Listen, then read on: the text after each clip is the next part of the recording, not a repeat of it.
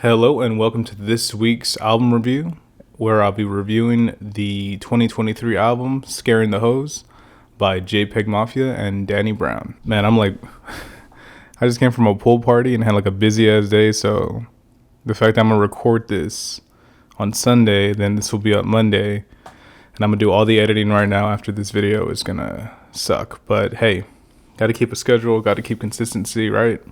And plus, it's one of my favorite albums of this year. A little background on JPEGMAFIA. He's a Baltimore artist, experimental rapper, some would say, a producer extraordinaire. He produces all of his own stuff. Most of it's done in-house by him. It's funny because I saw an article where he was saying, or I think it was an interview, where he had mentioned that like he got tired of people fucking up his beats. If anyone's gonna mess up my beats, it's gonna be me. And he decided to start rapping over his own production. Danny Brown, artist from Detroit, hip-hop legend. I mean, he's been around forever. I always enjoyed Danny's music. I never really listened to him like that, honestly. He was more of a feature guy for me. I'd hear him on features, and of course his voice is like really unique and very memorable. So anytime he would pop up on a track and say, "Check, check," I'd definitely be able to pick out and say, oh, that's Danny Brown. This is a combination of artists that I never thought of. I just never thought of these two people making music together, first of all, as well as gelling as well as they do on this album. Jesus Christ. In fact, the whole project gels well together. Like I said, it's one of my favorite albums of the year, and it's just because it blew me away. I didn't have any expectations on how this would sound. I had no idea of how it would sound, and I mean, from top to bottom, they just come out hard with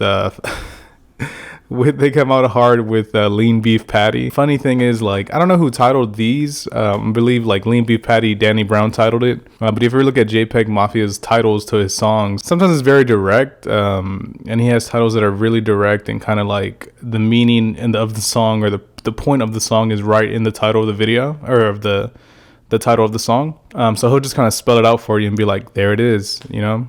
He'll also have instances where he'll just name it something ridiculous just to prove that like the title doesn't really mean shit. It has to do with the song and the actual content. I also saw these guys live with my brother and my friend Paul. Shout out to Paul, shout out to Nick. I gotta say, their performance elevated this album to the point of like songs that I didn't really care for as much in the beginning, I absolutely love. For example, the title, or not the title track, but the first track, Lean Beef Patty. You know, at first I thought it was cool, and I thought I like JPEG's verse a lot. It was a shorter song, but it came out hard. It was like a really, really like, I don't know, it was a good opener, you know what I mean? But to me, that's all it was an opener to kind of set the tone. But seeing them do it live, the way JPEGMAFIA's energy kind of elevated everything and made the song 10 times more intense, which I've seen in his concerts before. But seeing it live and in front of me was absolutely amazing. It definitely elevated the album to the point now where I listen to everything front to back. You know, even Run the Jewels, which is a shorter song, it's only like 45 seconds or 50 seconds, which is the one that I usually like.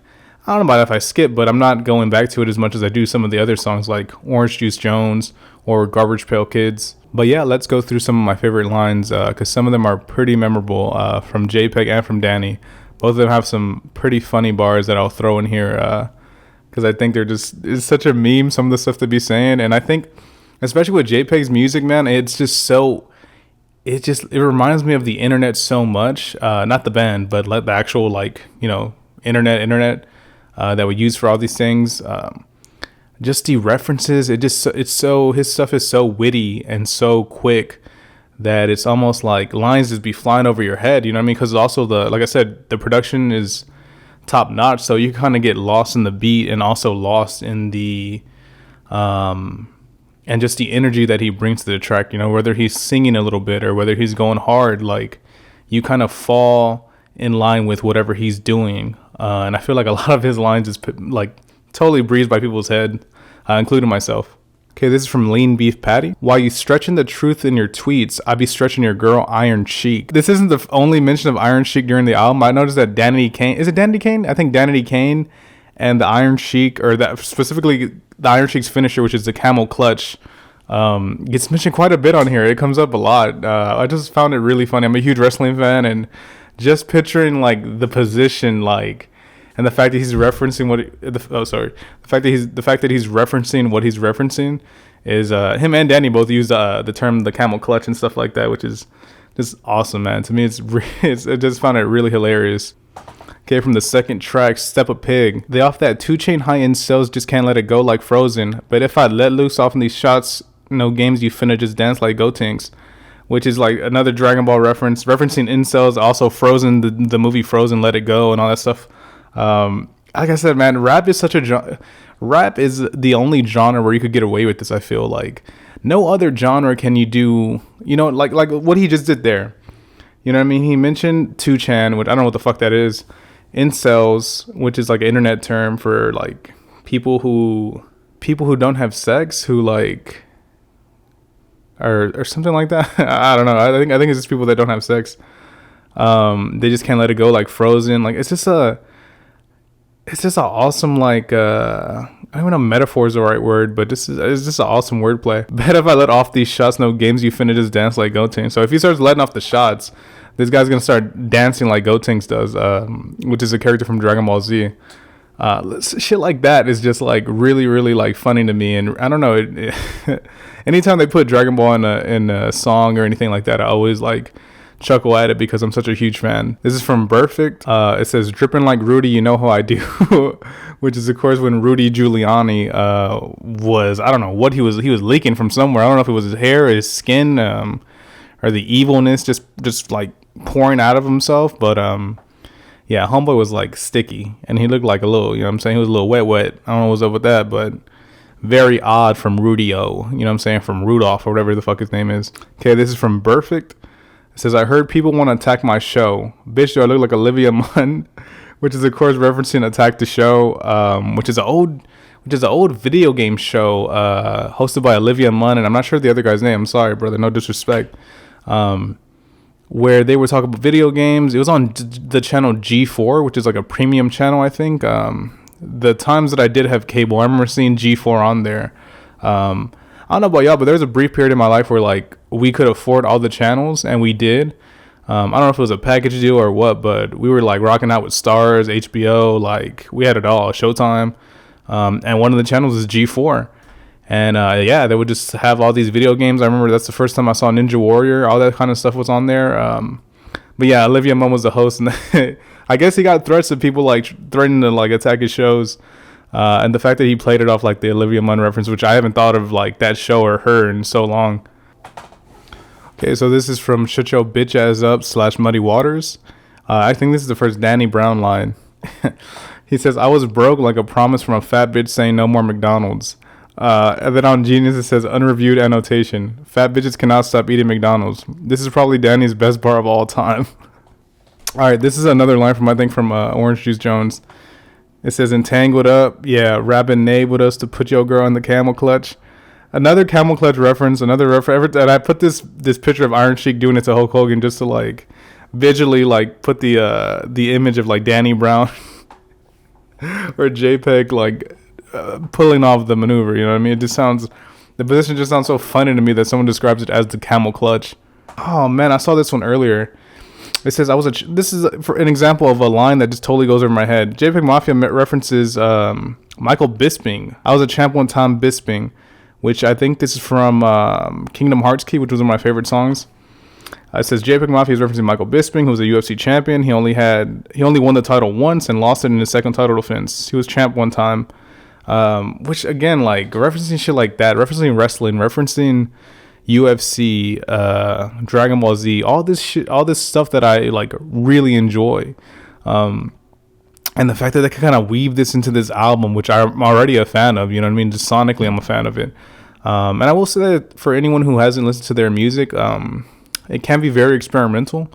I think Danny Brown has more, what's the word?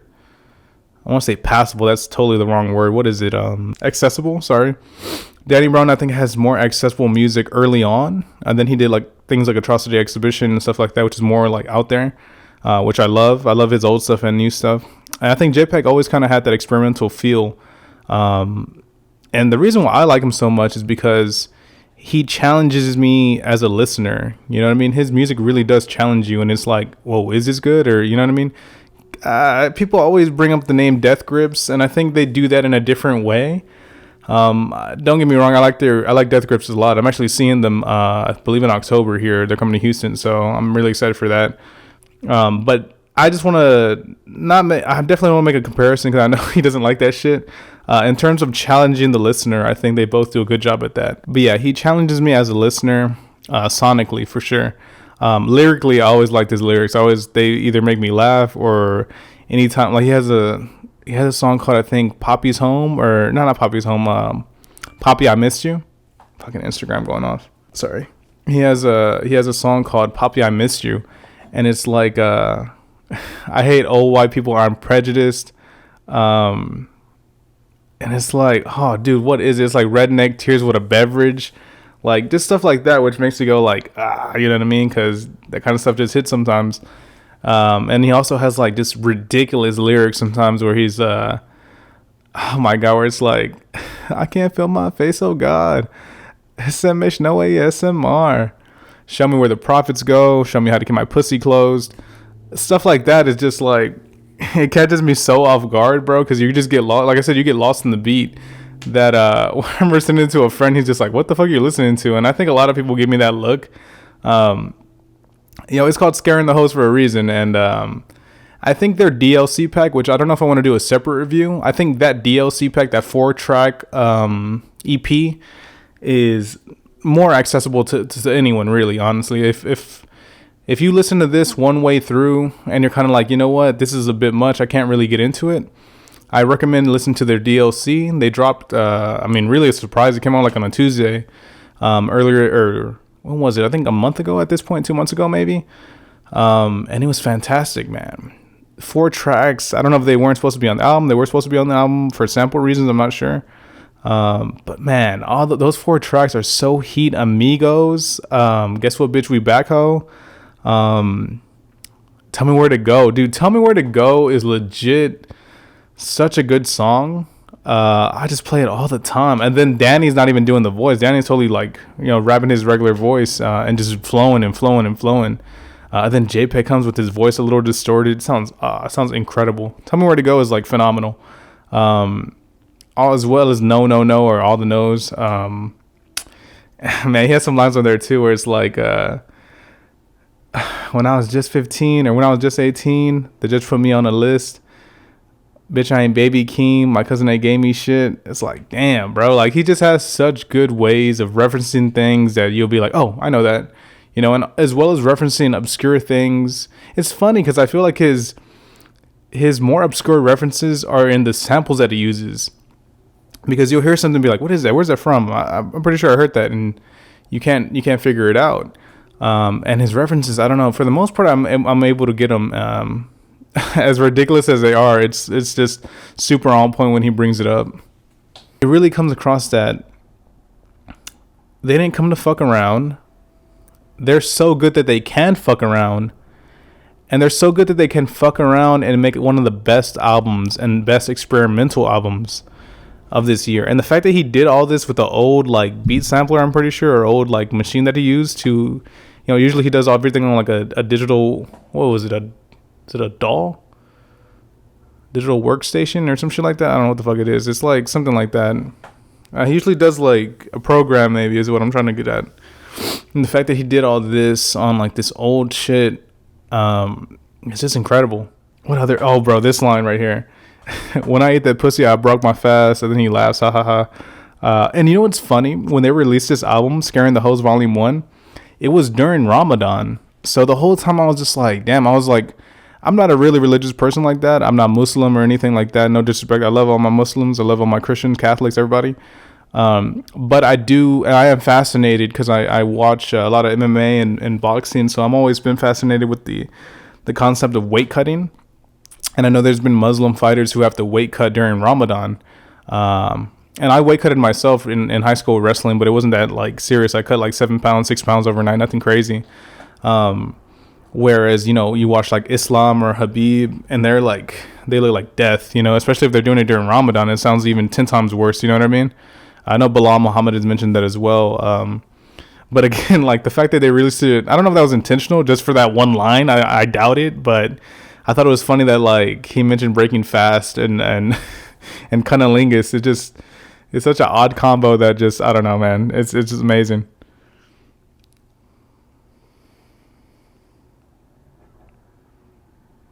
Okay, so this is Jack Harlow meal or Jack Harlow combo meal. It says, "Wipe me like Boosie, keep thinking you Bruce Lee when you could end up going out like the Crow." Like this right here, this is like a prime example of the lines I'm talking about. Wipe me like Boosie, Boosie badass, wipe me down.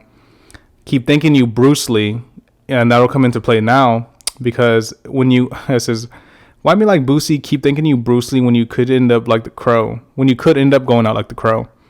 Bruce Lee, if you don't know, the Crow was actually played by Brandon Lee, which is Bruce Lee's son. And you could end up going out like the Crow. Brandon Lee died on set. I believe it was either a prop gun that was fucked up or what was it? But yeah, I believe that was all the lyrics that I had pulled earlier. I think I'm going to end the review here. Like I said, I can't recommend this album enough. I can't recommend Danny Brown's music enough, and I cannot recommend JPEGMAFIA stuff enough. I'm pretty sure he's going to be my #1 artist of the year, JPEG is. So I'm going to edit this real quick, but that's going to do it for this week. I'm already slurring my words and shit. That will do it for this week's album review. I appreciate you guys so much. Danny Brown, JPEG, if you're watching this. Love y'all so much. Y'all rocked it out in Houston. We had a blast. I sweated so much, bro. Like, legit felt, you want to talk about cutting weight. I felt like I was cutting weight in there. The steam of everybody's like body heat just was insane. But incredible show, incredible album. Thank you guys so much for watching. Please subscribe, leave a like, comment. Let me know what you think of the album. If it's your kind of speed, if it's on your, if it's something you're into. Are you into experimental music? Is there anyone else who would consider experimental that I should review, or any artists you want me to review? Go ahead, comment down below with their album or an album I should check out by that artist. And I'll be pretty sure to check it out. And I'm adding all this to a list, so I appreciate you guys so much for putting up with me, especially in this kind of like tipsy state that I'm in. Till next time, peace. Thank you so much.